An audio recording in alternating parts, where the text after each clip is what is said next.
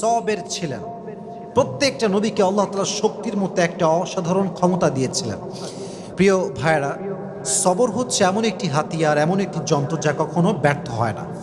সবর এমন একটি যন্ত্র যা কখনো বৃথা যায় না, এবং সবরকে আল্লাহ তাআলা এমন একটি তীর বানিয়েছেন যা কখনো লক্ষ্যভ্রষ্ট হয় না, এবং সবরকে আল্লাহ তাআলা এমন একটি দুর্গ বানিয়েছেন যা কখনো ধ্বংস হয় না। একটা বিষয় খেয়াল রাখেন, ওয়াসবিরু ইন্নাল্লাহা মা'আস সাবিরিন। আল্লাহ তাআলা বলেছেন তোমরা ধৈর্যশীল হও, এবং মনে রেখো যে সবর করে, যে ধৈর্যশীল হয়, তার সঙ্গী হয় একজন, তিনি কে? আল্লাহ তার সঙ্গী হয়। এখন প্রশ্ন হচ্ছে যে সবর, ওয়াই সবর ইজ মোস্ট ইম্পর্ট্যান্ট? সবরটা গুরুত্বপূর্ণ কেন? আমার চোখে চোখ রাখেন, আমি একটু বোঝাবার ট্রাই করি যে সবরটা গুরুত্বপূর্ণ কেন। আচ্ছা, একটু ফিল করেন যে